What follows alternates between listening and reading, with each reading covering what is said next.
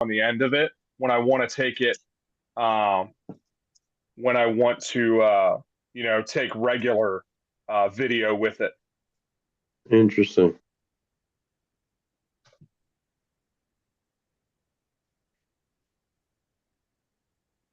I was using it for a while as like a webcam, but it's not. Even the GoPro is not quite as good as my phone. It's just crazy. That Samsung's got a great camera on it. Yeah. Oh, yeah. All right. Let's see here. I'll zoom in. Do you have any idea what you're doing, Nick? Yeah, I do. Okay. Just let you know, we're live on YouTube. Are we?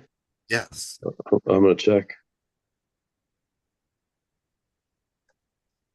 You can see if you did the thing.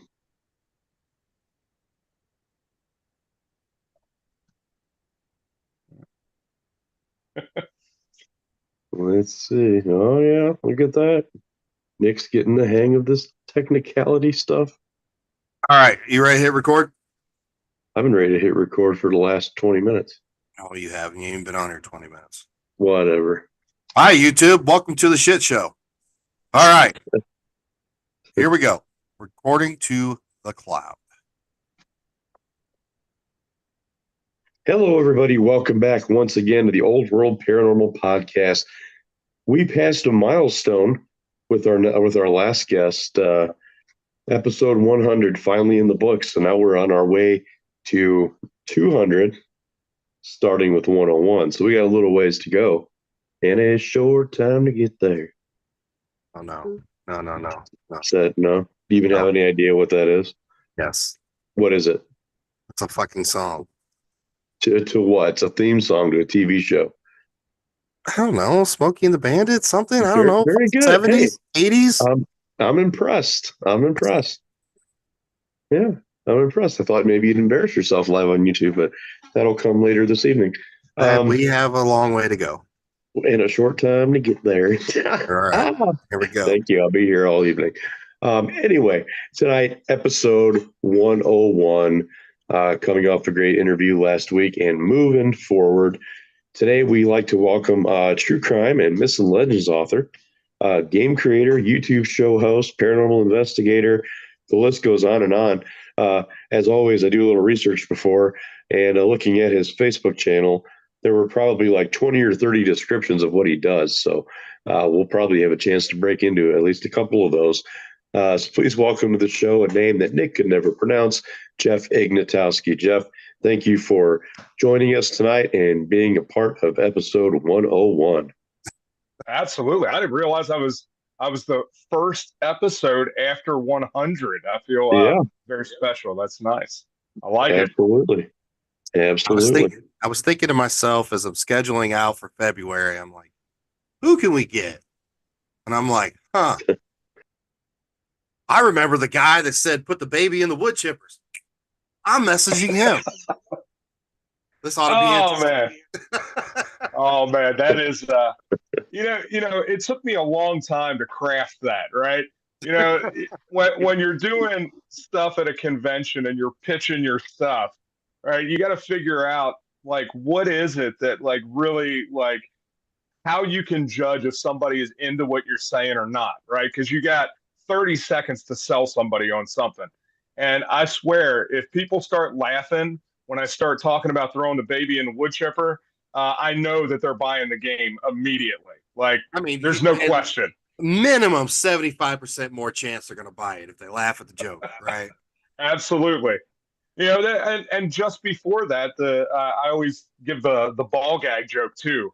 That you can chloroform your victim, stab them to death with a butcher knife, and put a ball gag in their mouth so nobody can hear them.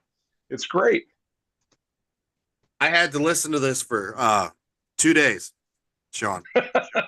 2 whole days? 2 whole days. Yes, I did at Mid-Michigan. I don't know, Babies in the Wood Chipper. I mean, sounds like the start to a great novel. Evening. I don't know. Hey, you always got to do it feet first, though. So let's just start off. Let's learn a little bit of background about you, Jeff, and why you are known as the serial killer's card game guy. Did this start when you were a wee kid at 6 years old and you got the thrill of watching these old scary movies? You're like, I'm going to make a card game out of this. I feel like you're trying to put me on the couch like Barbara Walters. And I'm about ready to cry. What the hell is going on here? I didn't expect that. No, it's funny that you would say that you would mention that, because I did start out really early in being really fucked up. But at 5 years old, my dad forced me to watch Texas Chainsaw Massacre and Halloween. And I was terrified of both of the movies, really. But I fell in love with Halloween. So I have always been a huge Michael Myers fan. So I made sure that when my son turned 5 years old, that I forced him to watch Halloween. And so when he was bad, when he was a kid, I would put on my screen accurate Michael Myers costume and I would chase him around the house and pick him up and grab the butcher knife out of the block. And, I figured that if anybody was going to leave those emotional scars, it should at least be me. So I should get the benefit out of it, right? Absolutely. So my favorite story about me as a father, my son was about 9 years old. And he comes to me and he says, "Daddy, I want to be Michael just like you." And so I went out and bought him a baby Michael Myers costume. And me and him went out as Michael Myers. And we have like pictures of us underneath the tree in front of the house looking at each other in our costumes. So good. And he still loves Halloween to this day. Matter of fact, for Christmas, I still haven't given him his Christmas present, right? Because I haven't seen him yet. But he lives up close to Chicago with his mom. But over here, I have a Halloween 6 mask for him, because every year he asks me for a new mask because he wants all of them. So I've got him a Halloween mask. But as far as the game is concerned, it actually started with my son. I had been creating games since I was 8 years old, right? I started really young on the stairs of my grandfather's house. I actually, right next to me, I have the very first game I ever created. It was made from these KO boxing cards. And so I devised the system when I was 8 years old of rolling dice and winning the different fights. And you would go head to head with other players and you'd roll the dice. And at the end of the game, you'd see who had the most wins, and it was really a terrible game. And none of my friends wanted to play it. So I would force them to play it.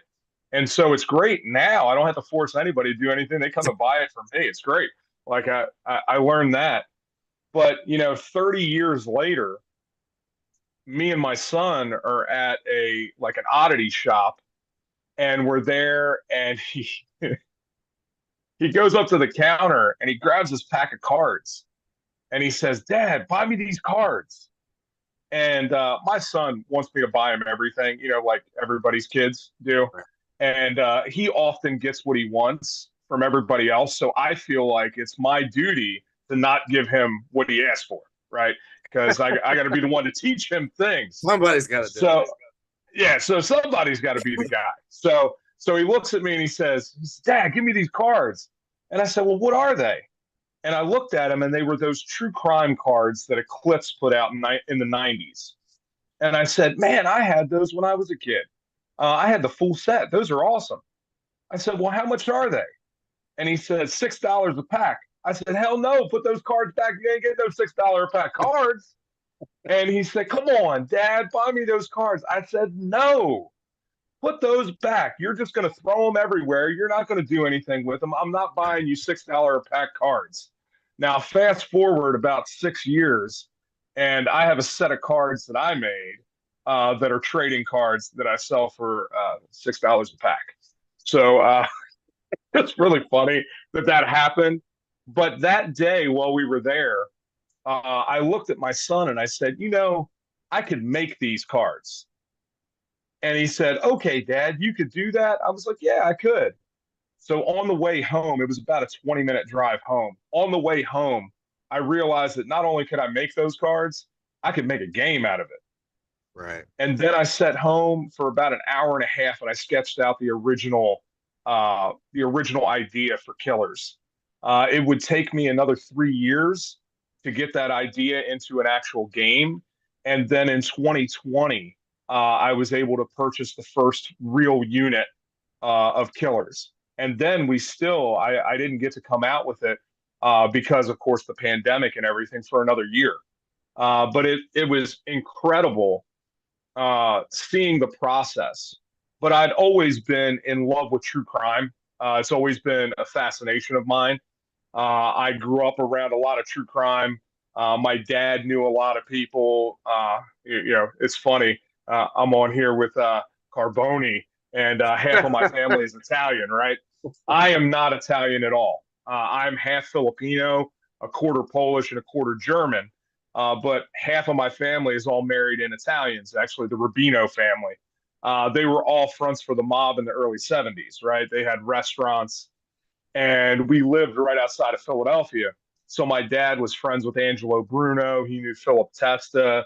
He knew Nicky Scarfo. So I grew up in that whole culture. And then my dad met Manson in the early 60s, and I heard all those stories growing up. So early on, I had a real fascination for it. And then it didn't help that I was pretty fucked up myself. So I always wanted to understand myself better. So I have a very unique perspective when it comes to true crime.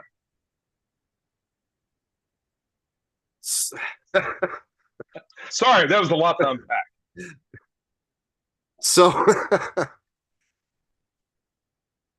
it begs to ask, you've been around the stuff, you make card games, you are a true crime enthusiast. Are we going to take it to the next level here, Jeff? Are you going to be the next card in the Killers game? The thing is, I would like to think that I'm smarter than that. Although I also know that circumstances dictate a lot of things, right? So in all the years I've been studying this, the one thing that I have learned is whereas not everyone could be a serial killer because they don't have the constitution or the mentality, but every single one of us could and would kill in the right circumstances, right? If somebody was threatening my family, if somebody broke into my house, if somebody tried to steal my car and I saw it, right? I would do what I had to do, right? All of us would. Unload the clip. Unload it. Exactly. Absolutely. If it came down to, I lost my job tomorrow and everything else that I have going on dried up and I have no money to feed myself, I'd go out and steal, right? But there are two things. You either figure out how to survive, whatever that means, or you decide to take the easy way out and you go off and do that. Plenty of people do that too. But no, I don't have any plan on killing anybody. I dealt with those demons a long time ago. I saw Coletta and we had an argument one day about, could you actually do it? And he was like, I said, yeah, I could. If I had to, I could. And Sean's like, no, you could do it. I'm like, watch yourself. You'd be the first victim. Again, circumstances dictate. I mean, never say never. Well, it'd be difficult to live with having done that. But that is the difference, right? And I think that is something that's really important to think about. The psychological trauma that an event like that could have on a normal person completely changes you, right? So if you were to do something like that, any one of us, the repercussions of that are catastrophic in our lives, right? Most people would not be able to live with it for very long, right? And most of them often go and take their own lives after that because they can't psychologically handle that. A lot of people, if you, this is sad to say, but if you are not adept at disassociation, and being able to really switch between those worlds, it's nearly impossible to do that and to continue to live with yourself and to deal with that. Um, yeah, And that includes killing someone by accident as well. correct. You It's know, why a like lot of, in a car accident or something. I mean, that'd be tough to live with, knowing that you took someone's life. yeah, there are a lot of people that do that happens. Vehicular manslaughter. You You know? know, you run over a kid by accident, you know, Oh driving down the man. road, lose control of your car. And a lot of those people, there's a very, very high percentage of those people that commit suicide within 5 years, right? And then So you got it's the people on the other end of that spectrum that will drive a car down a street packed with people and not care how many people they kill. So yep, it's crazy. yeah. Well, Psychology is fascinating. that's leads me to my next question, because we often talk about in the paranormal field somebody's mental capacity. Should they be doing this? Should they, you know, as far as serial killers, do you think the majority of them are born with psychological problems, or do you think it's something environmental that pushes them that way? So I believe there's a buddy of mine, Steve Gianangelo, right? He literally wrote the book on the psychology of the serial murderer. Awesome, awesome guy. I love his work. He's got a couple different books out now, and he will tell you that it is not one or the other, it is both, right? Some people start out with some kind of, you know, psychological defect, right? Maybe they're bipolar, maybe they have, you know, some kind of antisocial personality disorder that they're struggling with. But then there is also the environmental component to that. And then on top of that, there's almost always a third thing that creates a serial killer anyway, because people can have the two and kill one person and never kill again, right? Maybe they kill the one person that is causing them all of those problems, and then they're done with it. Right. What really makes a serial killer is the trigger, right? That begins the cycle that they can no longer stop, right? The trigger happens. You see that in like Eileen Warnos is a good example of that. She had been abused all of her life. She obviously had mental issues growing up. She was abused by her grandfather. She is abused by every man that she was ever around. And then one day, somebody took it too far. She had a gun and she blew him away, right? The trigger was that they were, you know, continuing the cycle of sexual abuse. So she goes and she shoots them and then can never stop after that. She kills six more people. Some of them had nothing to do with, you know, they weren't trying to rape her, they weren't trying to harm her. They one of the guys was a pastor who was trying to drive her from one location to another and drop her off, and she killed him. Right. So I think it's all three of those things, right? There has to be some kind of psychological issue. Um, I think that there is definitely environmental components to that, and then I think that there is that trigger that happens that kicks it all off. And then, especially with like um, sexual killers, right? Lust killers, power and control killers. There is something about the narcissism that they deal with that allows that, like, they have a fantasy life that they can never get away from, right? And they're constantly trying to fulfill that fantasy, but they're unable to do that. One of the things that we never really talk about when it comes to serial killers, at least, is that there is usually a either short or sometimes extensive depression period after they kill for a couple different reasons. One, they may be scared that they're going to get caught, right? They may be depressed and upset about that. But the bigger reason is because they are upset that the fantasy is never reality, right? And so there's this depression that happens, and often they try to commit suicide during that time. But most of the time, they're so narcissistic that they could never kill themselves, right? Right. Uh, Right. so they go on and they continue to do it over and over again, and you have that cycle that happens all the time. Well, you see in some of the more well-known ones where, you know, they that trigger happens, they take that first kill, and there's a long period for that second one. It's like they get that itch back, and then maybe the third one is a little closer to the second one, and then eventually they get sloppy. But what is technically the definition of a serial killer? So there are a lot of definitions for a serial killer out there. There's not just one. I will tell you that the classification that is currently being used by the FBI is uh, two kills at different times with a cooling off period, right?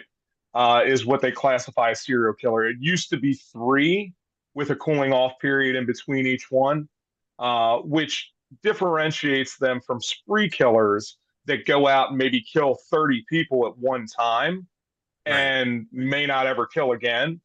Or, well, that's more of a mass murderer. A Yeah. spree killer is somebody that might go out and they may go in one night and go to 6 different bars and shoot people, right? They may kill 5 or 6 or 10 people in one event. But with a serial killer, you're going to have one event, some time off, whether it's a day or two or a month or a year or 10 years, and then they'll kill again, feeding that same psychosexual need that they have. Uh, I don't necessarily think that that's a good definition. And I'll go back to my buddy Steve Gianangelo again, because I probably agree with him more than anybody else.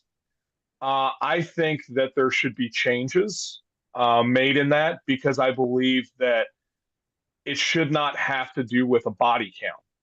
Because I believe that there are plenty of people out there that if they had opportunity and they had time, they would be serial killers, right?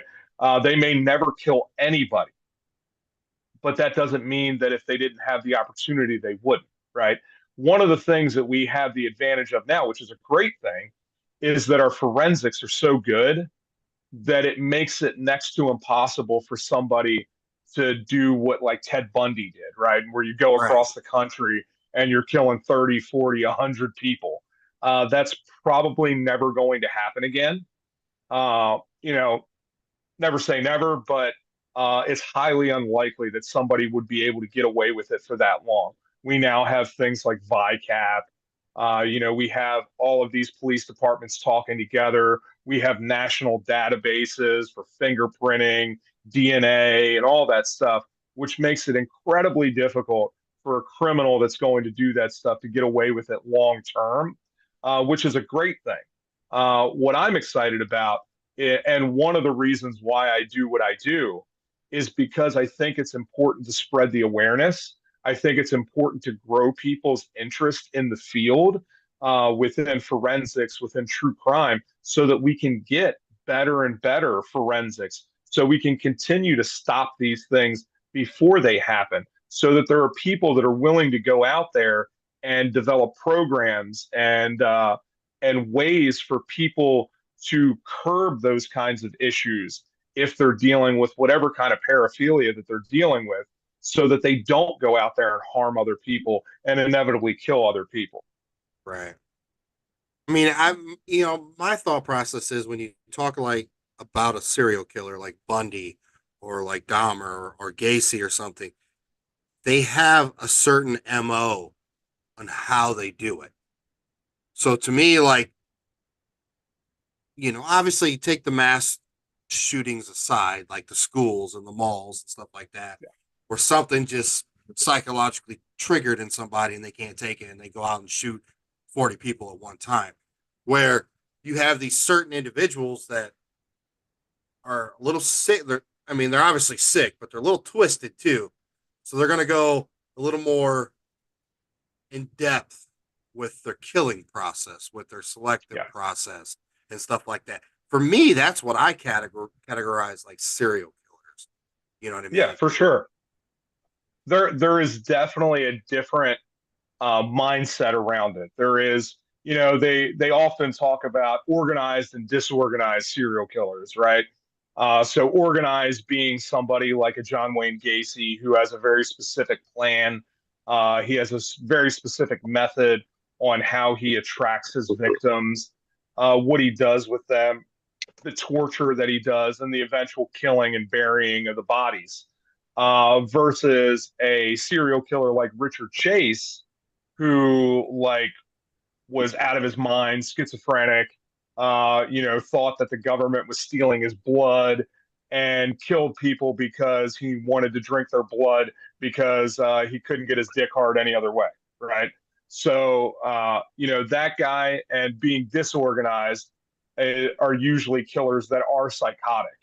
Now, there's a big difference. Even though we may think that Gacy was out of his mind, Gacy was not psychotic, right? Right. He didn't deal with psychosis.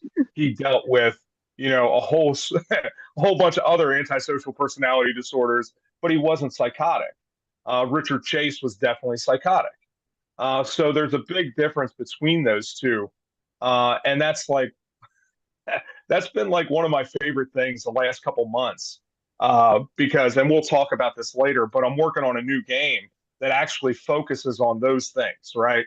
That gets people to understand these different types of serial killers so that we can better understand what we're looking at because they present differently. Some of them have similarities, but all of them are different in the methods that they use. Some of them like to shoot people, some of them like to get up close and personal, right? Some like to poison, some like to stab, right? So all these different classifications allow you to get pretty close in profiling how an individual might be or how they might present to other people in their normal life. Jeff, Yeah. as we're live streaming on YouTube here, we're getting some questions from some people here, and I've got one here. Says, I can't remember the name, but the male that built the hotel for the World's Fair would be considered a serial killer, right? And Bree is actually on here, and she said that guy was even rumored to possibly be Jack the Ripper. Do you know who that person is that we're referring to here? So we're talking about H.H. Holmes, right? So Herman Webster Mudgett, whom is probably my favorite.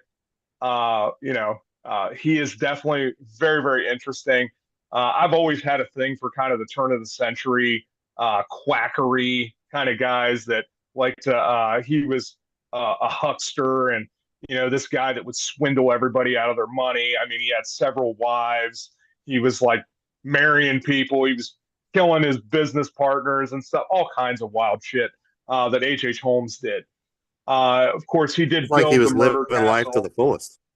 Oh, he was definitely doing that. This guy is just fascinating, right? He had the murder castle. He built it, right? He has all of these people come in and work on the property, but he only lets them do like one or two rooms.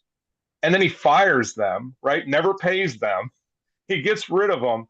And so nobody knows what the plans are for this place. And so the third floor had all kinds of trap doors and grease chutes, and there were rooms that had gas in them where he could gas people. Now, the question is, did he really kill all of those people? Because in actuality, we only know that he killed three people. We know that he killed Benjamin Peitzel, and then we know that he killed his children. I think there were two, maybe three children that he killed.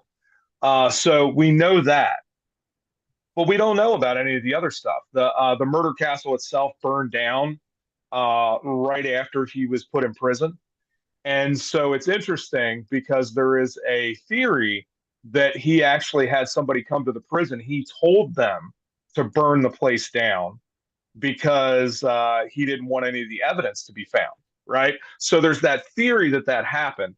Nobody knows if that's true or not. What we do know is the place burnt to the ground, right?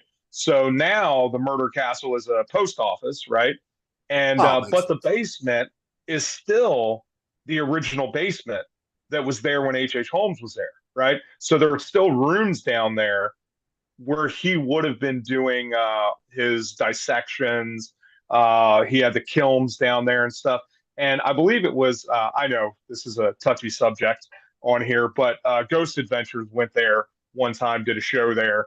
Uh, we've had this conversation, but anyway, I would love to go there and do an investigation. I think that would be incredible. I was just gonna say that. Can we get in there to investigate? I know. I don't know how they pulled those strings because it's a government building, right? It is notoriously difficult to get into a place like that. So I don't know what kind of strings they pulled or the travel channel pulled or something, but they got in there. Now, that second question about H.H. Holmes being Jack the Ripper. I have very, very strong opinions about this. And actually, when we were at Mid Michigan, this is a funny story. The lady that was right behind me is really, really good friends with Jeff Mudgett. Jeff Mudgett is the great, great, great grandson of H.H. Holmes. He is the number one person who has promoted the idea that H.H. Holmes was Jack the Ripper. He is also the one that was promoting that H.H. Holmes did not die or wasn't hung, right? And that he did not die, that it was another person that was put in the casket. And of course, they have, at least to my understanding, they have conclusively proved that that is false. He was definitely the one that was in the grave, right? Covered in the concrete. Now, Jeff, I believe, is still saying that those DNA reports were not accurate. He's trying to get them to redo it. I don't think that they're ever going to do that because it was conclusive the first time they did it. And I don't know that there's enough left of the body because once the air hit it, it basically disintegrated. So I don't know that they could even go back and do it. I do not believe that H.H. Holmes was Jack the Ripper. I will tell you why, and it mainly has to do with his MO. I don't believe there's two reasons. Now, H.H. Holmes possibly went to Europe, right? Mm-hmm. But he did not go to Europe during the time that Jack the Ripper was happening. And, you know, Jeff will contest that, right? Because I know that he has things. But that is the exact time that they were building the murder castle. H.H. Holmes had several court cases going on at the same time because he was not paying people. And so they kept trying to sue him, and he kept having to appear in court. Now, I don't know how you take a month-long trip to go to Whitechapel to kill a bunch of people over, you know, however long of a stretch that was over there, several months at least, because I think it was like 6 months that those 5 murders happened. How you're gone for that long while you're also appearing in court. I don't think that it's possible. The other reason is Jack the Ripper's MO was he was a frenzy killer, right? He killed very quickly most of the time. He eviscerated his victims. He had a completely different killing style from H.H. Holmes, who didn't even want to touch his victims, right? He gassed them, threw them down a chute, and then dissected their bodies. He did not want to get physical with any one of them. They were already dead by the time he did any of his experiments. So just a completely different type of killing. So I have a hard time believing that they could be the same person. The one thing that we rarely see, because it's not true, we do see it sometimes, but it's very, very rare to see a killer change their killing MO, right?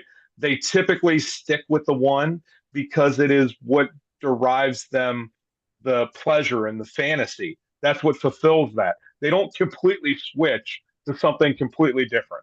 But and I did tell Jeff. I told the lady behind me. I can't remember her name now. She was very, very nice, and she bought one of my little H.H. Holmes Lego figures. And I told her that I would send one to Jeff if he wanted one because he was really excited about that. But I was going to put like a Jack the Ripper and like a no smoking sign over Jack the Ripper if I sent it to him. I mean, I don't know. Do they have a description of Jack the Ripper? No. Does that describe? Okay, say if they had a description that kind of matched H. Holmes, maybe H. Holmes had an accomplice, but they kind of look similar. Then that accomplice went over there while he was here, and maybe H. Holmes did go over there and kill. You know, this who knows? I don't know. I've never really dove into the whole serial killer thing, other than I know middle aged women, that is like their ultimate fantasy. That's true. So, Sean, we're sitting there at Mid Michigan, and I've been watching these people walk up to Jeff's table, and there's an mo, and I'm like, They look I serial. leaned over, killer-ish. I said, hey Jeff, your clientele, out of 100%, what's the percentage of it that is women? And he's like, oh, definitely like 80, 85%. I said, Yeah. okay. I said, out of those 15% of men, how many are actually there to buy it for themselves, or are they there to buy it for their wives? What was your answer on that one? Oh, I think it might be like about 95% are there to buy it for their wives. Yeah. There are about 5% of people that are into the whole thing, into the true crime, that are interested in it as men, right? But no, it's almost always that they're like, oh man, my wife would love this. Right. Well, Yeah. it's funny because if you see a gentleman just standing there and he's looking at all this stuff and he's like, oh, I'm really into this, then you start looking at him like, could he be the next one? You know what I mean? But I don't know. He's like, you don't think that when that middle-aged white woman is just standing there and that's all she does is watch, crime shows on TV and this or that, and she could probably kill somebody 50 different ways. And That's the demographic for a lot of those shows. So Yep. but it was comical to sit there and a husband and wife would walk up to the table and Jeff's doing his mo because you have a 30-second pitch Yeah. to these people, if not even 30 seconds. You're trying to get their attention, as quickly as possible because you want to sell them a game, and the wife's all into it, and the guy's just standing there like, yeah, honey, go ahead and buy it. Yes, you can buy the extended set. Yep. But no, I mean it's definitely a fascinating genre to get into. It's a hot topic. It's a hot topic just like, you're sitting around with your family and somebody brings up ghost stories, like, oh, I remember when I was a kid, this or that. When you start talking about this genre with serial killers and stuff like that, no matter what, it's an interesting topic. Everybody's interested in it in some way. Somebody has some story or like, oh, I remember reading about this, and whatnot. So I So, did not realize that when I met you at DeadCon that's when practically you were out like launching this game. oh yeah, DeadCon was year one. That was I think probably my sixth or seventh show. It was pretty early on. Yeah. So, um, You oh, I you thought you were said going to say something. something. No, I was, because you said something there and I just lost it. So I don't know where it's Oh, at. You asked me that other question and I was like, you mentioned DeadCon and I was like, I thought about all the horrible things that happened at DeadCon and it was gone. oh, Uh, yeah, we won't go there. yeah. But no, it's definitely interesting. So, I was sitting there and you obviously have serial killers card game. Now you have like extension packs and stuff like Oh, that. I remember what Okay, I go was ahead. going to say now. So you were mentioning people coming up to the table and everything. And this weekend, I was at a show. I was in Akron, Ohio, and I was at a horror show there called Monster Fest Mania. and it was cool, man. There was a bunch of people there. Um, one of the girls that was there that was a guest, she was like she does a bunch of B horror movies and stuff. Really, really nice. But she came up to my booth and we were talking, and she was like, "I got to tell you, do you know so and so?" And like we have a bunch of mutual people that we know that are all in the murderabilia and the cult collectible market. And so she was telling me that she's been on a bunch of their shows, and I was like, "Oh, that's cool. So have I." And she said, "Well, it's not, you know." Anyway, she tells me her story. She was in Colorado the day that James Holmes went into the movie theater and did the Batman shooting. She was in the theater, and James Holmes shot her with a shotgun filled with birdshot. She was one of the few people that survived when they took her to the hospital. The one hospital was full of the people that were critically wounded by James. She was taken to another hospital because she was not in critical condition. She was really, really messed up, but she was not critical, Right. and has since sold a bunch of that birdshot to all kinds of people that love to have it. So we were laughing about. She told me that there are all kinds of museums and stuff all across the world that have little pieces of her in it. And so I showed her one of the cards that my buddy Jason Stoffer did for our serial killer kids set, like Garbage Pail Kids, Right. but serial killer kids, right? So he did a James Holmes card. So I showed it to her, and she loved it.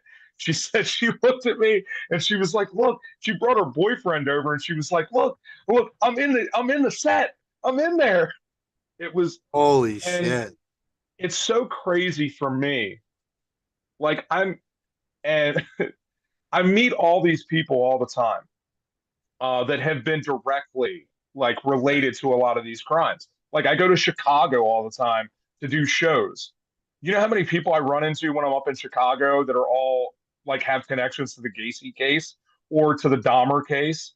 And Right. it's like it's funny to me because just recently I posted somewhere online, and it was of one of my games or something, and somebody had commented, and they were being really negative.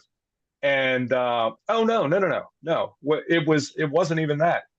Rue Morgue did an article on me online on their website, and if you want to check it out, it's way, way back. It was like a couple months ago now. But there's a great article that they did on me on there, and somebody had commented on there like saying something really nasty. And so I got on there and I commented back because I am always in favor of positive discourse. Like we can have a conversation about it. You don't have to like what I do, but I try to always respect everybody's opinion, and everybody's entitled to it. Like you don't have to like Right. it. It's Yep. okay. Yep. But I always come at it from a very I believe in awareness. I believe it's important to not hide your head in the sand. I think it's important that we see the things around us. So that's always my goal in all of this. So I had some conversation with them, and it came up that I said that, I've met over 30 people that have been directly affected by these crimes. And out of the large percentage of those people, they all have had no issues with what I do because I don't, in anything that I've done, I don't really talk about the victims, right? In Right. Killers, the card game, the victims are not mentioned. And early on, I caught some flack for that because there were people that said, well, that's not right. You should mention them. And I'm like, you're out of your mind. Right. But I think that it's important. The stories are important. The profiles, the understanding of the killers themselves are important. Knowing who they killed and all of that, I don't think is important. I think it's important for the families. Don't get me wrong. I think that they are important. I don't think that blasting that all over the internet and all over everywhere else is a good thing. And all of the families that I've talked to have all said the same thing, that they don't particularly want their family members known. They don't want them to be talked about, but they certainly want the killers to be known because they don't want other people to fall into the same trap that maybe their family member did. They want them to be aware of the things that are possible and could happen. And so that is what I provide. So it's always been interesting to me. But anyway, that person online, I posted that and they were just like, oh, sure you do. Dude, I do. I did 38 conventions last year. Like, what do you think that the percentage of people that I might get that know these people? Like, I had a girl that came up to me a couple shows ago. I was at her mom's best friend was killed by Ed Kemper. Her great aunt's daughter was killed by Gary Ridgway. And I'm like, holy shit, that's terrible. Like, that's awful that your family had been affected by two people Right. in that close proximity doing that. But man, we had a great conversation. What blows me away is like 80% of those people buy the game and they love it. So, uh, but there's been a couple times where I thought when they come up and talk to me, I'm like, oh shit, this is the end. I'm done. I'm about to close up shop. Yeah, everybody's fascinated. It is a fascinating genre. I won't lie about that. But we do have to understand and study the psychological effect of these individuals that's what their lives evolved into and how they became that, you know. Yeah. So if God forbid somebody's kid is having some weird tendencies or something, I don't know. Hopefully you can pinpoint something that relates to something that can get him some help instead of that kid, Exactly.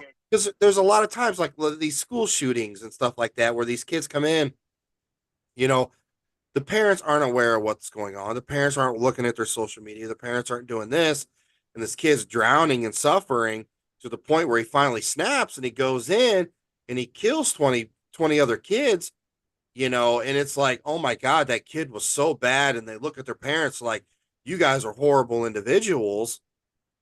I'm not putting sorrow with that kid, but there might have been something that could have stopped that. Yeah.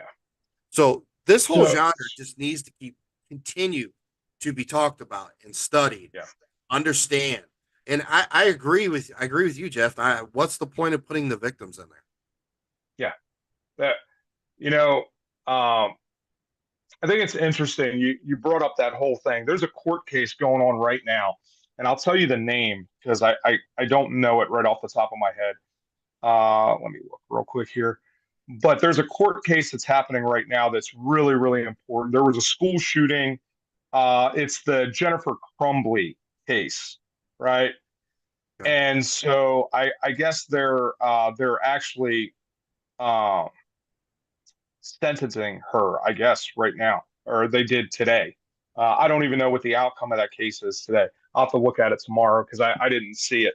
But anyway, so that's a case of a kid that went to school. He shot a bunch of people. I don't know how many he killed. He might have killed 5 or 6.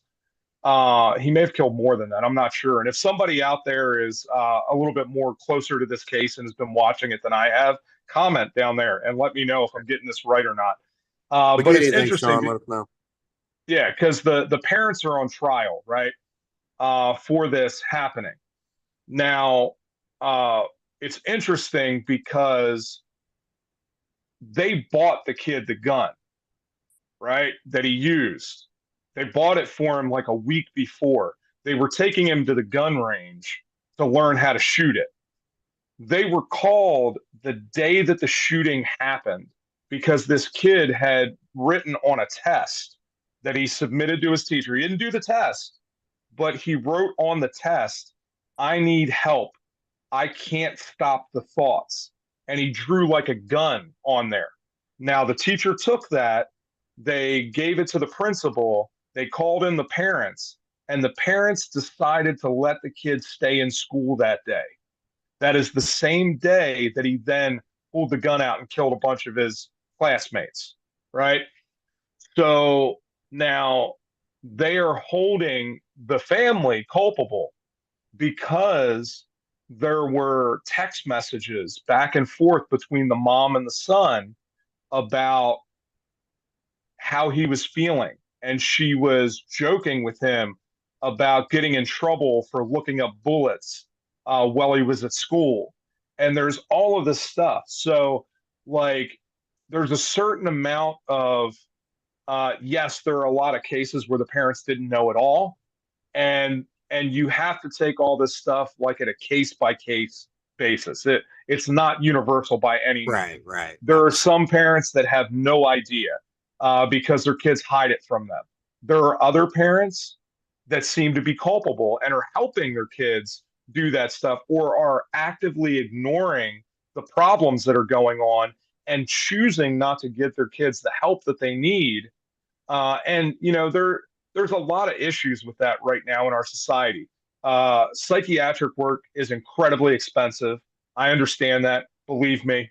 And so, like, it's difficult if you don't have a whole bunch of money.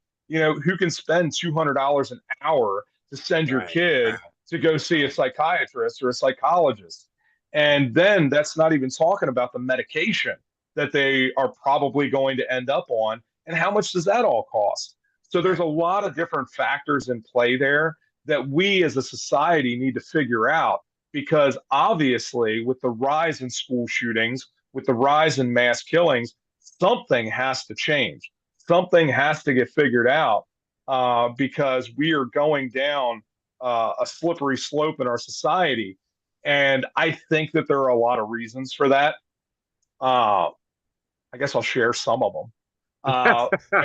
Bring it on. Let's go. I think that oh man, I'm gonna get myself in trouble, but I don't give a shit.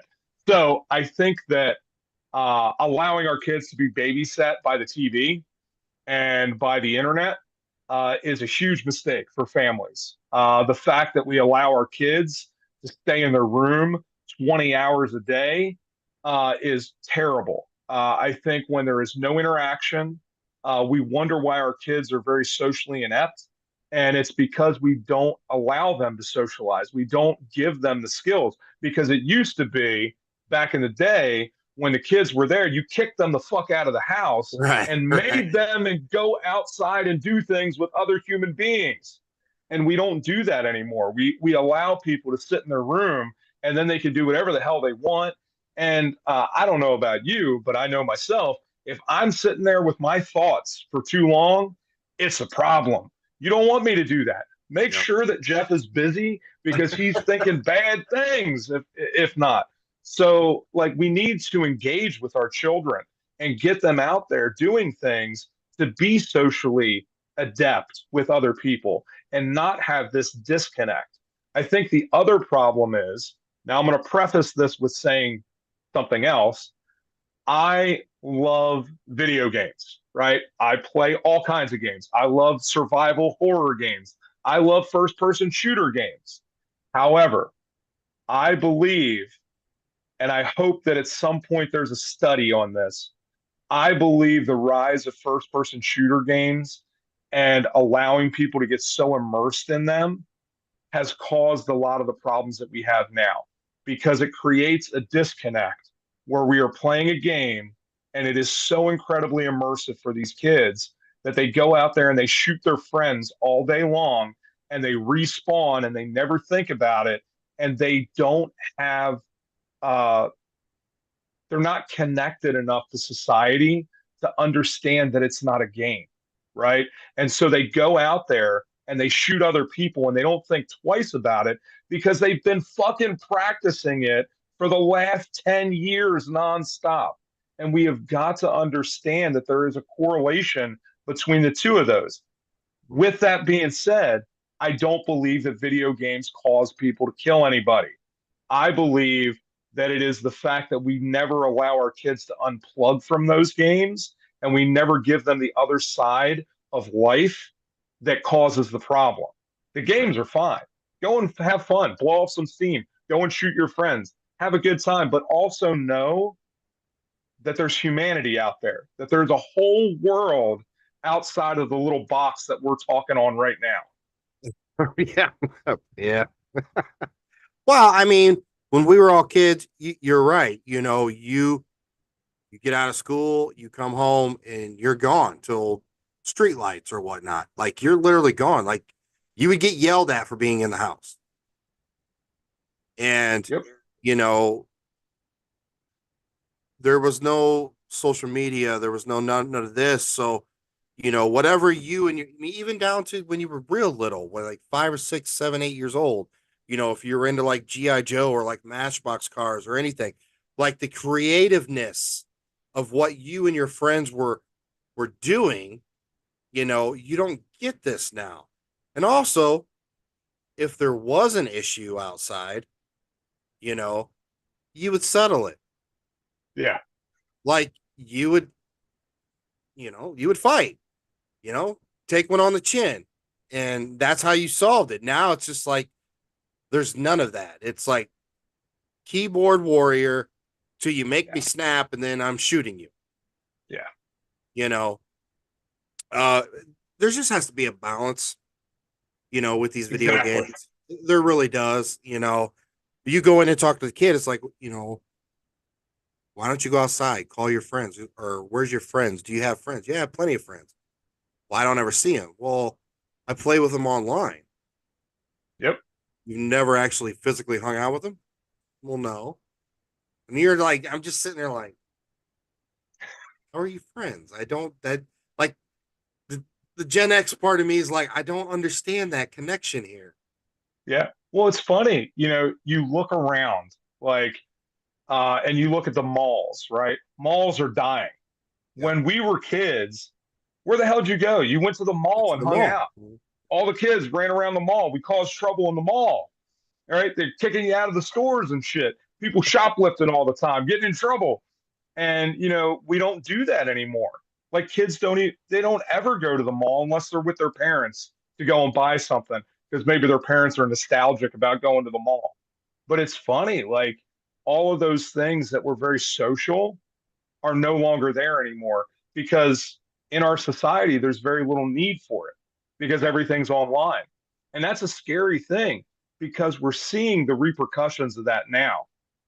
There is a clear disconnect from people understanding what humanity is. I just saw the other day, and this happened in Cincinnati. This is crazy. And I don't know any of the history behind this. I don't know anything that happened, but I watched a video of a guy that gets out of his car at a gas station and he skips across the gas station, right? And opens up this car door, this other person that stabs the person in the car, and then just skips back to his car and leaves. Now, I just like I can't conceive of that happening. Like it's just Right. so crazy. Like there was no argument. There was no like I don't know, maybe they had a road rage thing earlier. I don't know that to be true, but it seems like a completely random thing. But it's just like it's so crazy as a society that that could happen. Like I was just blown away watching that video. And I mean, I deal in this stuff all the time. You would think there's very little that surprises me, but watching that, I was like, holy shit, that's crazy. Sean, you got any more questions off the YouTube? Well, there was, but he actually just covered it. People were talking about social media and video games and what the relationship is there. So answered that one without me having to say the question. So All right, I think cool. I think you definitely answered that one. Well, you know, the next thing it leads to is, you know, you have a fascination of watching these TV shows, documentaries, now card games or video games or whatever. But the fascination goes a little farther for some people where they actually go out and purchase items that were in said serial killers' homes and objects, or you know, like Gacy, he was a painter. He liked to paint, you know, and Yeah. stuff like that. Not very Dahmer's good, but he did. right, Dahmer's, you know, bust. So this is where you now take two genres and you kind of start to mingle it with another one, the paranormal. Being not only is enthusiasts of serial killers just having the stuff because that's what they like, Well, now you have another genre of the paranormal. It's like, well, I want to own an object that was at this location where so many people were murdered. Maybe this object is haunted, and I'm going to try to communicate with this object. And I remember you having the case next to your table, and you were selling little boxes. And in the boxes, you had dirt from multiple locations. Yep. Some of these murder scenes, and people were just like, "Oh my god," you know. So yeah, I just want to talk about that. I mean, so let me show you this right now. Let me turn my camera this way, right? So right on the wall next to me right now is one of each of those shadow boxes that I sell because I kept one for myself, and I can't really show you this, but on the other side of the room right now, at the bottom of my bookshelf, are all of these little, not little, but they're specimen jars that are filled with dirt from all these different places, and so it always makes me laugh. I think that I think a lot of okay, I'm trying to think of how I want to say this. I think that there are definitely very haunted objects, right? I think that that can happen. I think that attachments happen, and I love and I'm fascinated by that whole thing. So I've been to all kinds of places. I've dealt with a few different attachments that have happened. I grew up in some very, very crazy circumstances. So anyway, I think that that is completely plausible. However, I also think that a lot of times we put our own energy into that because we believe so much in those things being possible that we can give it the energy that it needs to become an actual physical thing.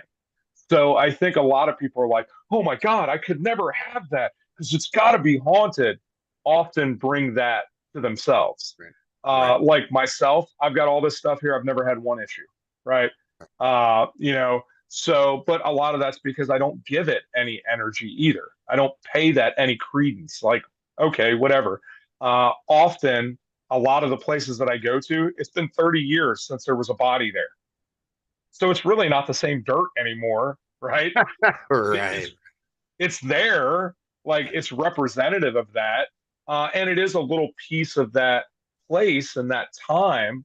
But it's like I didn't go down into Gacy's crawl space and dig out any dirt, right? So like I mean, there are people that do have that. Not me, but you know, and but Wink, with wink. that with that being said, um, I think the murderabilia industry is fascinating. Uh, you know, and I have a friend of mine right now that Lionel Dahmer just died, probably about a month ago now, right? Passed away. And there were a bunch of items that they still had from Dahmer.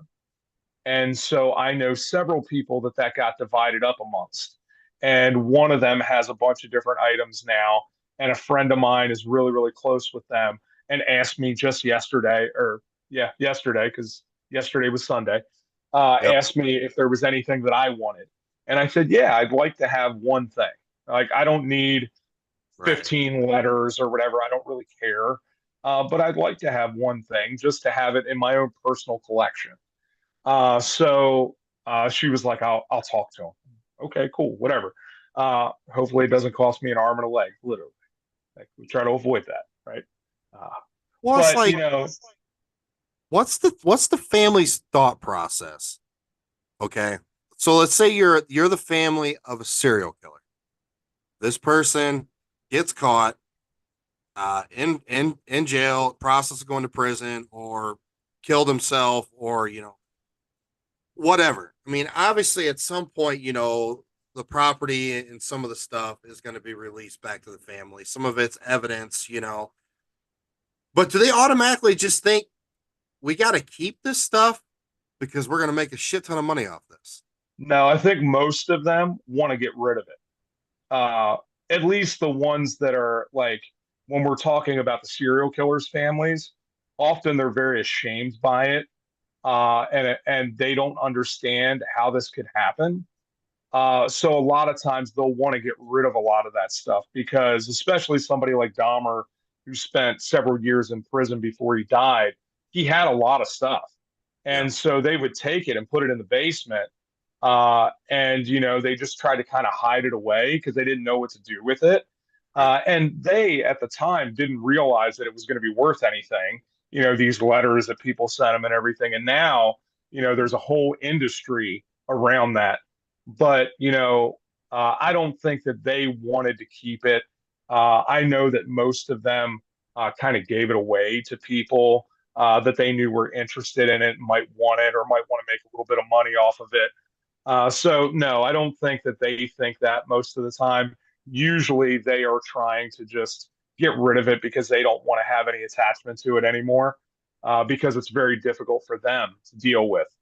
Um, there was something I was going to say about Murderbilia. Um, I don't remember what it was now. I'll remember it.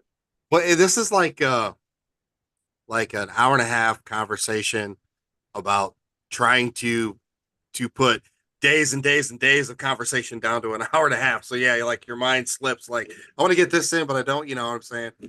But like my thought process is like, so if I went through a museum, like a murder mobilia or whatever museum, and I see like the dress that so and so was stabbed 30 times in, like my thought process is like, how is that dress still here?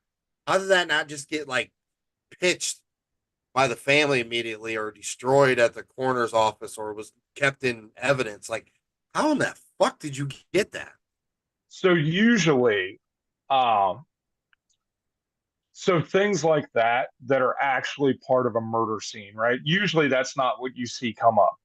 Uh, Usually, that stuff is taken by some police department. It's put in their evidence lockers, and usually that doesn't go anywhere unless the police are selling it out of the back door, which happens, right? It is probably how there is a couple museums that have like the Gacy clown suits and stuff. And from what I understand, uh, there were people in the police department that sold that stuff, right? Because it was in an evidence locker somewhere and they could get their hands on it. So, I don't know that to be true. But, I've heard there's rumors about that. So, a lot of times if you see something like that, it's because of that. Usually what you see is letters, signatures, hair. Usually that stuff is gotten from the killers themselves, usually while they're in prison. You don't see very much stuff come up like that is related to the victims, because that's notoriously like that would be number one. I personally wouldn't really want to have anything like that. I think that really would have some bad fucking juju, right? I would Uh, think I, so, but I don't know that I would want to own that. there's a But that, certain person that Sean just oh, loves that has this museum out in Las Vegas that has a lot of interesting objects. I mean, this guy would be quirky enough to own, a dress that some lady was stabbed 30 times in. well, You that's know, true. I may or may not have been there. I'm sure you Shame on have. you. Shame on you for wasting that money. I had a fantastic time there, though. It was very interesting. Did you get to Place meet him? full of bad juju. I did not. I did not. And I Who's agree nice with you. ever It there? is. I don't know. I've talked to a bunch of people that have met him there. Oh yeah, Yeah, he lives yeah, not too far from there. Right? I yeah. mean, That place that's is just why full of bad juju, anybody that man. I anybody that do I know agree. that's gone, I've always asked that because he's there quite often. Yeah. So I did come back from there with some serious crazy shit happening. And so I had to get a friend of mine who is a very, very well known psychic uh, come and do a clearing for us because we couldn't get rid of it. So when I when I say I understand the attachment stuff, I understand the attachment stuff. And it came directly from being there. It was because I was there. But I will tell you this too. I made the mistake. I'm almost embarrassed to say this. I sat in the queue line outside and we sat there and I said, you know what would be really fun is if we just let down all the defenses and said, fuck it, whatever happens, happens. I want to see something. And so I did that. And then I got way more than I bargained for the next 4 months. So for those of you out there, fuck around and find out. Exactly. Jeff So I learned really, really early in my time doing paranormal investigations, uh, the reason why they say never to do that. It's like shit. That was a mistake. Shit's real, man. Shit is real. It is for Crazy. sure. And I definitely believe, yeah, you have two different genres, but they're a lot closer than what people think. I mean, the market just all around, I mean, with the objects left behind, the properties, that just ties into the paranormal. Paranormal people would love to own a property where said killings happen.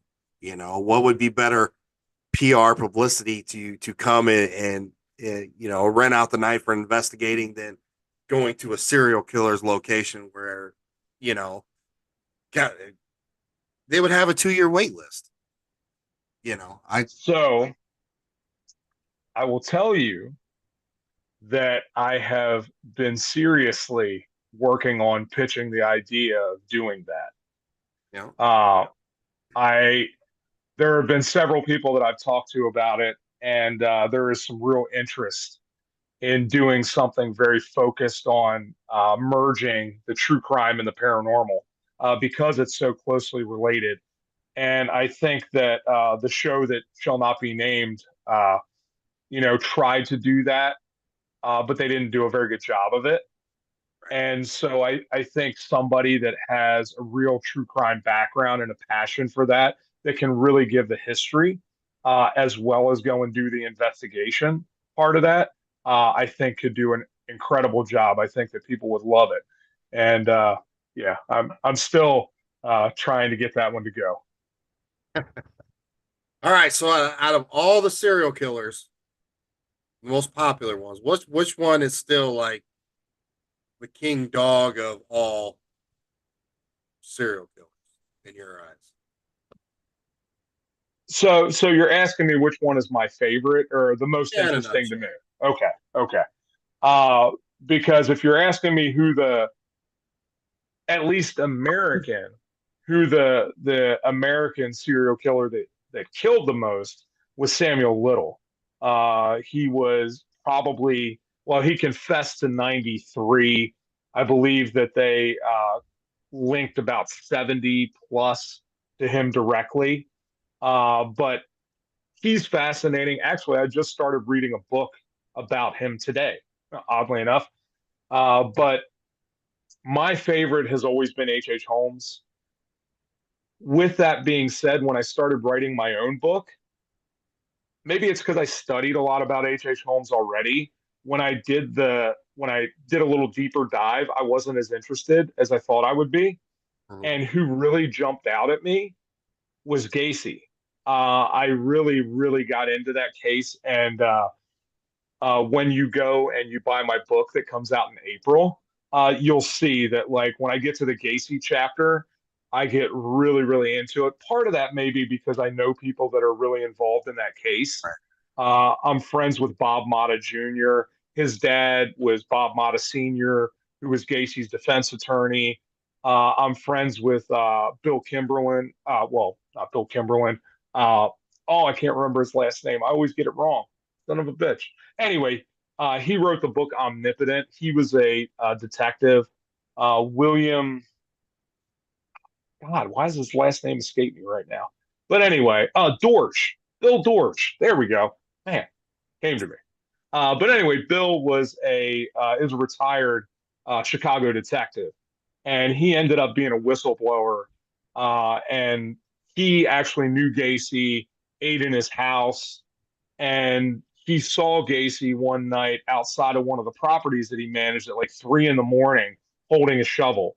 And he asked Gacy what he was doing. And he said, well, you got to go to work all the time. And, when you own a business, you're always working.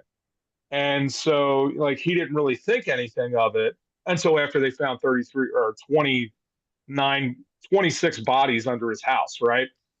And so then he goes and he tells the police department. They do absolutely nothing about it. And so he starts investigating it himself, and he starts talking to a bunch of the people that are involved, and finds out that there's been all kinds of stuff in the mix that never came out. And him and Bob Motta are now doing a second season to their Defense Diaries, and they are investigating, looking for more bodies that were not recovered. That Gacy may have had many, many more than 33 victims. And so it's really, really fascinating to me. Like I said, maybe because I'm close with a lot of those people that are involved in that case.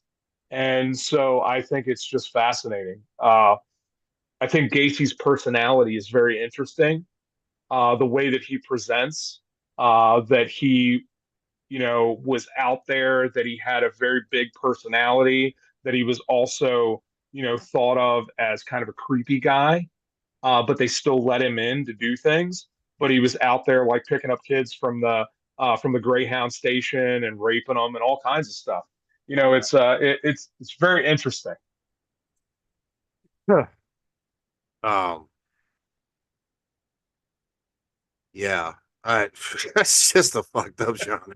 It's just fucked up to think about it, man. I don't know. If you ever get down to Gatlinburg Pigeon Forge, go to the Alcatraz Museum. I think I put some pictures up. They have Gacy's clown suits. They've got his wallet with his ID and all that stuff. They've got, oh my gosh, why can't I think of his name now? The guy from Milwaukee that ate people. Dahmer. His eyeglasses. So there's a lot of cool stuff. I was a guy doing an EVP session in the Gacy area because it was kind of like cordoned off a little bit. So not everybody can see me, but I have my phone out doing EVPs there, and it's a wild place. They got a lot of serial killer stuff there, and they've got Ted Bundy's Volkswagen there. Yeah, the Volkswagen. Yep. They've got O.J. Simpson's Bronco. Yep, the actual Bronco. Yep. Yeah, the slow chase. Yeah. And they also have one other really, really important thing there. In the gift shop, in the gift shop, they carry Killers the card game. There you go. They do. They carry my game there. There you go. I love Alcatraz East. They are the people that run it are really, really great. I've been down there several times. Actually, when recently they just put in the Dahmer glasses. That's probably been the last 6-8 months. Maybe it's been about a year now. It's been about a year when I was down there. Yeah, because I went down there to go see those because I know the person that originally acquired those, so I wanted to go see him, and so I went and saw those, and then I found out that there are actually 3 known pairs of Dahmer glasses out in the world. One of them is in Alcatraz East. The other one is touring Europe in a show there, a serial killer like expo in Europe. Both of those were originally owned by the same person. And then there is a third pair that a buddy of mine owns down in Florida. And he owns another murderabilia company. True Crime Collective is what he owns. But when I was down in Florida, there's a picture of me wearing Dahmer's glasses.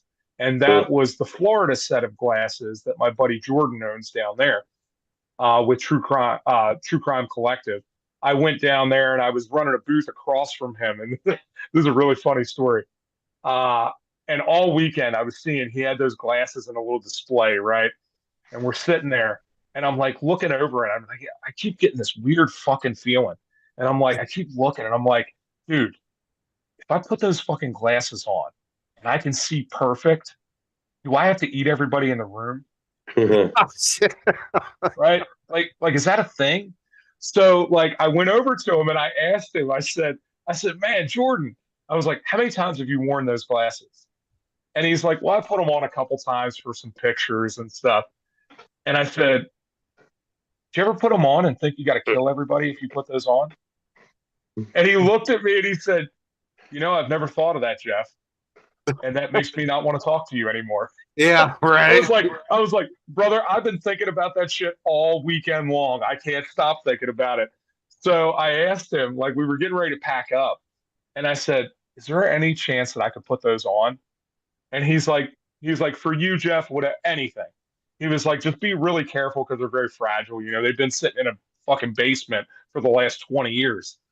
So I open them up and I take them out. I open the thing and I put them on my face, and I can't see a goddamn thing out of these things. His eyesight was awful. So, like, I put them on and I'm like, okay, well, I guess I don't have to kill anybody today. But I do. I have a picture up on my Facebook of me in Dahmer's glasses, and they are legit, definitely Dahmer's glasses, straight from Lionel Dahmer himself. And one last question here for you for tonight. Have you heard of the Villisco Axe Murder House? And this person is curious if you think that was a serial killer. Yes, I've heard of it. I don't know enough about the case to know if it was a serial killer or not. Of course, this is somebody that was not caught, so it's hard to know if there were more or if it was just that one incident. If it was, with us only knowing about that one incident, Right. it seems like more of a spree killing. But I don't know. I don't know the circumstances, and because it's so long ago now, we don't really have accurate records of what was going on in the society during the time. It might have been two towns over that there were more axe murders, Right, and maybe right. it was the same person. I don't know. Uh, it's kind of like there is uh, the axe. What is it? The Axeman of New Orleans, right? Was a serial killer down in New Orleans that was chopping up people. And it's funny because he was another one that would like write into the police and everything. And they never caught that person either. But there is a story, or at least a legend, that he like let it be known in the town that if they played jazz on a certain night, he wouldn't go and kill them. So Hmm. like everybody was playing jazz that night, so the axe murderer wouldn't come and see their house. So it's one of the reasons why I wrote True Crime Myths and Legends, because I thought that uh, I'm fascinated not just by psychology but sociology, and I think it's a fascinating thing that we look at all these cases and I don't want to say that we lift these people up because that's not the appropriate thing, but they become a figurehead. And because of that, all of these ideas rise up around it, whatever it is, whether it is, H.H. Holmes is Jack the Ripper, or Lizzie Borden killed her whole family, or, Elizabeth Bathory was a vampire. All of these stories come up around it. And it's not just the murderers that were 300, 400 years ago. There are murderers now. BTK has been linked to being the Zodiac killer. That's a legend. And so those are all kinds of things that I cover in the book. And one of the things that I really tried to do is to not like form an opinion. I wanted people to hear, like, here's the facts, here's the evidence, go and look that shit up for yourself and come up with your own opinion, right? Because That I sounds think like it's too much. important. Yeah, but I think it's important to think critically about that stuff because we have a society that doesn't think critically about anything. As far as that Villisca Axe Murder House, I just still don't understand that story, to be honest with you. Was it like somebody came in and hid in one of the closets and they came home from church and they all went and laid down and he went around and killed them all or something like that? You know, it's one of those things you wonder, how do things happen like that? Right. Because I don't know about you, but if somebody hits me with an axe, I'm probably going to scream. And if you're sleeping in the next room, and this is Yeah. like, this happened at a time where it's not like you'd have central air running where you couldn't hear anything in the rest of the house, right? Right. Right. So somebody screams and everybody's going to wake up and get the hell out of Dodge. I just, yeah, I don't know how that happens. So that's why it's a mystery, right? That's why we don't know. Yeah. But keeps us going back for sure. Oh yeah. Yeah, I think the killer or killers hid in the attic and waited until they were all asleep and then came out and cut himself up so bad their eyes were missing. Yeah, it was pretty horrible, man. Like, Yeah. in terms of Okay, gore. all right. Let's say he started on the top floor and the parents are over here. They started with the two kids. That's not going to wake you up. It's dead silent in the house at this time. It's not like, you're right, not like they had fans going and air conditioning or HVAC where you have that constant buzzing or you have television on. You're going to be hearing these thumping in the other room. It just doesn't make any sense. I don't. Yeah, I think, and I think often we underestimate, like, people don't want to die, right? Right. So, like, people fight back. They're loud. They're not, it's not like the movies, right? We have this idea that, like, these murders are like the movies, and that's not the case, right? You don't just take one whack at somebody and they're dead, right? If you're chopping somebody up with an axe, chances are the first whack isn't going to do it, right? You're so like Even if you got the first two, doesn't mean just so. I don't know. I don't know. Yeah, my right, biggest thing about Villisca is why in the hell did somebody have 4 pounds of bacon in their fridge? What? Yeah, whoever it was took the 4 pounds of bacon out of the refrigerator and laid it next to the axe. That's weird. I never heard of that. I never heard. You never heard that? Yeah. I have to look at that. Strange. Never heard of that. Well, Jeff, we know you do dabble in the paranormal a little bit, and obviously we've talked about the serial killers genre and all that stuff this last hour and a half. But we have 3 specific questions we have to ask you. Anyways, okay. So, first question: let all our viewers know an interesting fact or something interesting that most of the people around you don't know. About me? Yeah. Oh, okay. So I talk about this a bunch, but I don't know that I've specifically said this. Jesus Christ, this is bad. For most of my life, up until probably the last, I don't know, 10 years or so, I regularly thought about killing everybody that I knew and everybody that I met. It's one of the reasons why I initially got involved in true crime, is because I wanted to understand, like, these crazy ass people that had all of these like intrusive thoughts and that were struggling mentally with all of those things. I wanted to understand why I had all the same thoughts. And I wanted to understand what made me different and why I was able to learn how to deal with those and start to get over some of that stuff. Because for most of my life, I really, really struggled with that. I didn't understand. I was very impulsive. I'm still very impulsive. But like, I would see those flashes in my head of what it would be like to sink an axe into somebody's head. I would think about that stuff all the time. So like, I had to get to a place where I guess maybe I really felt like I had started to arrive when that wasn't a constant thing, when that wasn't there all the time. And now I've gotten to a place where that's rarely anything that ever crosses into my mind. And I think some of that is because of the work that I do now, because this has been very therapeutic for me. Right. Digging into all this stuff, understanding all of this, getting to a place where, I'm trying to understand the psychology of all of these different people has been very helpful for me to understand my own personal psychology. So there you go. There's one.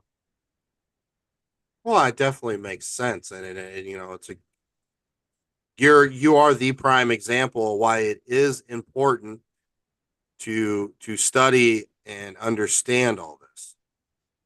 You were able to recognize those thoughts and recognize like, hey, that's not normal. I need to understand this and figure it out. You know, so I mean, you are the bright light in you know this aspect, and it should probably be talked. It should be talked more about. To be honest with you. Yeah. So kudos to you, man. And I'm gonna make sure that I don't sit next to you in the booth anymore. I'm just kidding. I'm just kidding. Maybe. All right. So you have done some paranormal investigating, and us paranormal researchers, investigators, ghost hunters, whatever you want to call us, we are quirky people and we like certain foods, certain drinks. A lot of us are enticed of the agony of going to eating Mexican food before we go and investigate, which is a horrible idea, but we love it. Like, Yeah, that's I bad. have to have Mexican before we go investigate. But this question is related to the snacks in the drinks. Okay. So if you're going on a paranormal investigation this weekend, Jeff, what would be your go to snacks or drinks during your investigation? I'm probably going to have three monsters with me to start out with, because for any of you that have gone and done an overnight paranormal investigation at about 4 o'clock in the morning when you haven't heard a goddamn thing all night long, that monster is going to come in handy. Uh, it's so funny to me that, like, we watch all these shows, right, that are curated over weeks, right, and multiple nights of investigations, and we get these like 3 minute snippets of all this cool shit that they get, and people go out to these investigations and think, oh, dude, we're going to see stuff every minute, and that's not how this works. No. Like, there are plenty of times where you sit there for hours asking questions and doing stuff and nothing happens. And so people don't understand that. So the snacks and stuff become important. The energy drink is very important. And I don't know, I guess I usually have like just like some protein bars or something is usually what I All right, cool. I was hoping you were going to go with actual food, not like, well, I got the neighbor's ass cheek. have. uh, you know, I am a huge fan. Like, I love Cajun food, and I love like Oriental food. So I might eat some of that. Uh, I usually try not to, like, I don't want the sounds being heard in the house being my ass. So I try to avoid that. You got the demons coming out your asshole in the middle of the Yeah, that's investigation. bad. Like, what All was right, that so noise? Sorry. next question. Here we go.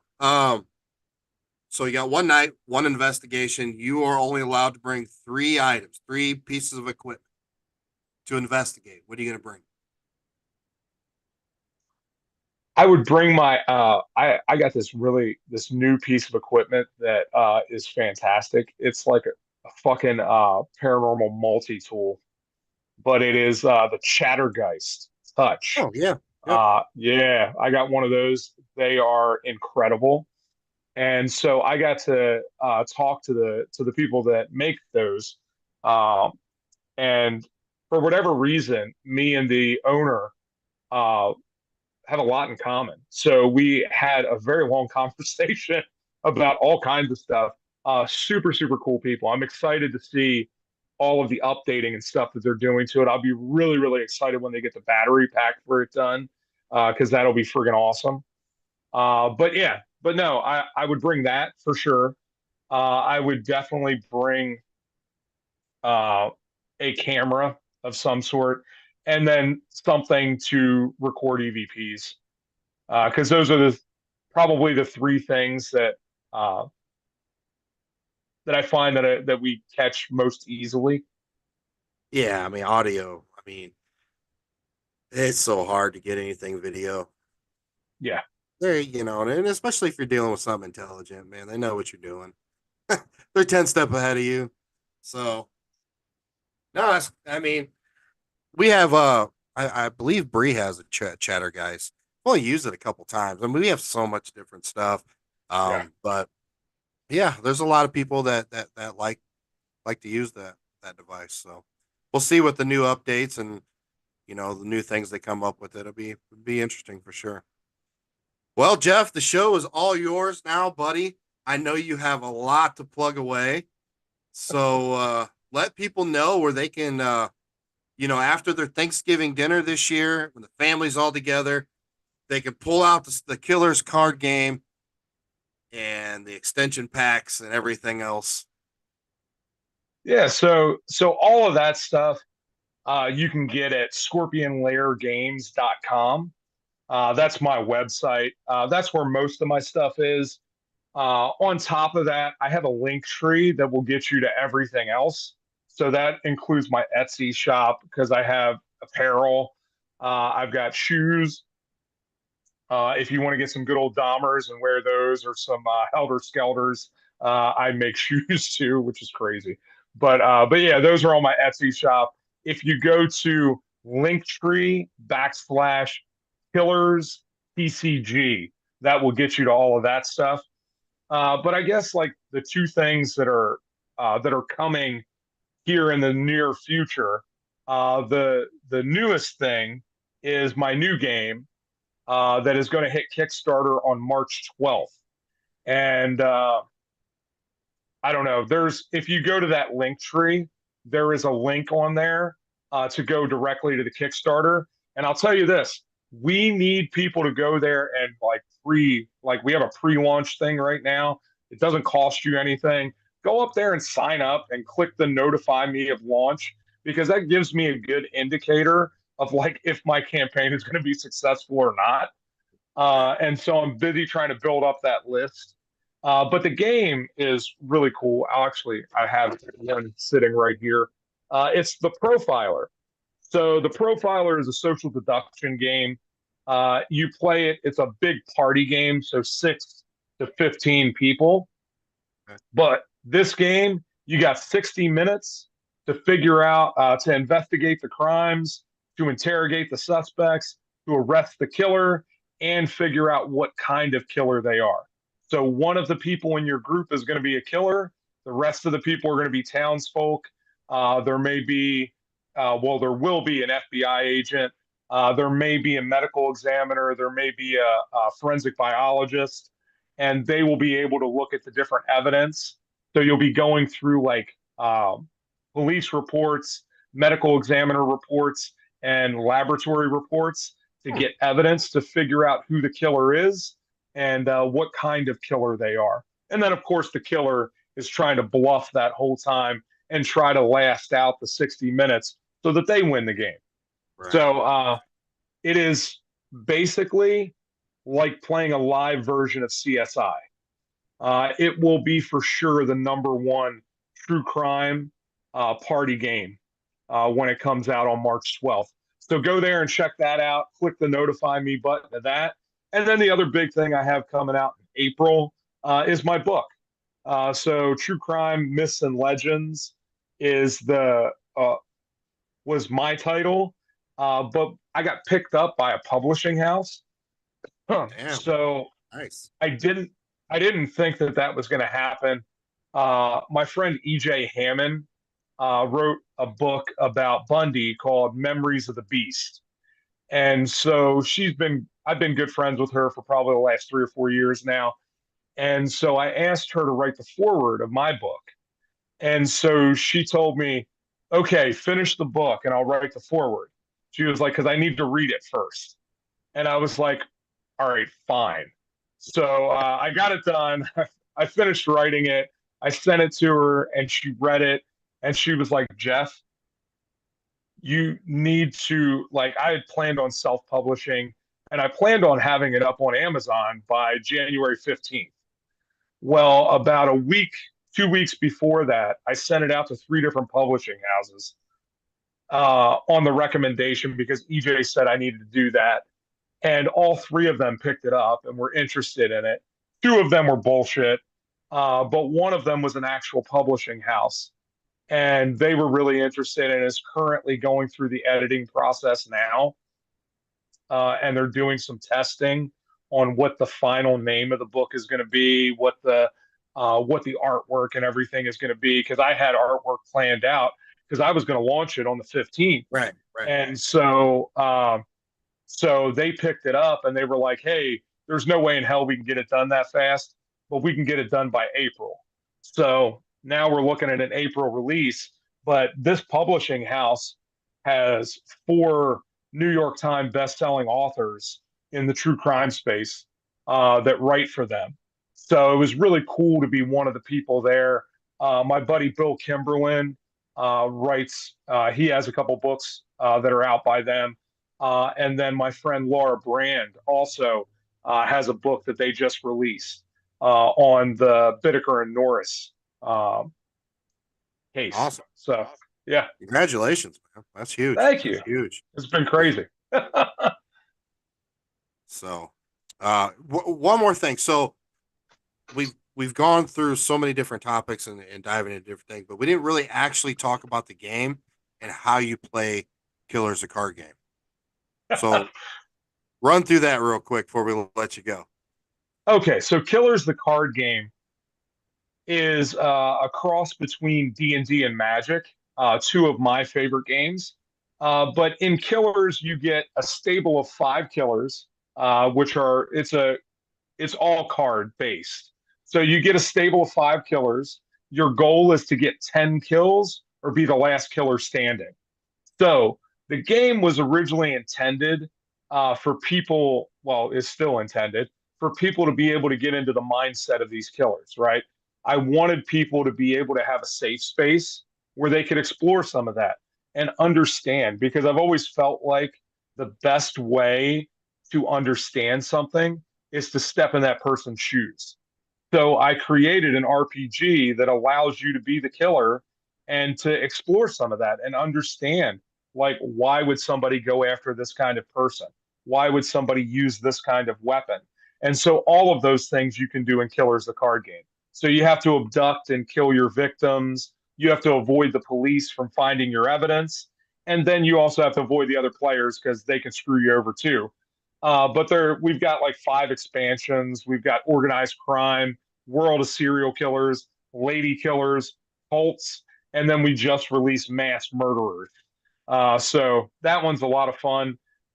You don't play as the mass murderers. You have to take the killers, and the whole concept behind that expansion was like in the 60s when when our government was taking the mafia and having them go down and try to kill Fidel Castro. I wanted that same kind of feel. So the killers in this game, when the mass murderers appear, they have to kill the mass murderers before the mass murderers kill everybody else. Gotcha. Cool. And I mean, you get the opportunities to, what was the punchline with the ball gag and the baby thing? So there's some weapons, and specifically in the world of serial killers, you get some chloroform, so you can chloroform your victims. You can stab them to death with a butcher knife, and you can put a ball gag in their mouth so nobody can hear them. And then I usually flip the page, and then I'm like, there's also a wood chipper that you can throw children in if you want to. People seem to have a lot of fun doing that. Throw the babies in a wood chipper. That's it. Or old people. People like to put old people in the wood chipper too. I'm standing there, Sean, and I'm talking to somebody at the table, and he's over here. I mean, Jeff's a salesman. He's got this thing down. He's just he's punching it, and I can hear him. And I'm talking to this person. Next thing you know, he's like babying a wood chipper, and I stopped. And I looked at him, and I was like, "What did you just say?" No, it's cool. It's cool. I love it. Jeff, thank you so much for coming on here. And I don't know. It's an interesting topic. Um, Definitely the psychology part of it, and I don't know as much. It's part of history. Yeah. You know. So I like it. I appreciate it, brother. Hopefully, we'll see you around at some convention this year. Yeah. Oh, so I will not be at Mid Michigan this year, but I will for sure be at Michigan Paracon. So yeah, so I will be up there for sure. I've already got a booth up there. I am super excited because I've been trying to go there for 3 years and I have not made it yet. And I keep trying to get up there. And so, barring anything else that goes on, I will be there ready to rock and roll. I'll also be at, why can't I think? Parapsychon. I'll be there at Mansfield again. And then there's a couple other ones that I'll be at, some paranormal conventions, because I think that they go hand in hand, and I love all the paranormal stuff too. So, well, looks like I'll see you around, brother. absolutely, man. Sean, you got anything? Man, this was probably one of my more favorite episodes so far. Nice. I always looked at Sean like he could be a serial killer. You never know. Glasses. I have been known to murder some Lucky Charms. Oh, you mean never mind. You murder some wieners. I'm gonna murder you. Oh, we're live, aren't we? I shouldn't say that. Yeah, that shows premeditation. I haven't killed him yet, and he hasn't killed me yet, so we're doing all right. That is true. That is true. All right, guys. We appreciate it, and we'll have a fantastic week, and we'll be back with episode 102 next week. Woo-hoo. Are we this going to be the thing from now on? You want to do the YouTube thing? Yeah, we'll see how it goes. Okay. Yeah, we'll play it by ear. Till YouTube kicks us off because we're talking about killing people and yeah, right. You killing wieners. Make sure you stop the YouTube also before you stop the. Got you. Nobody wants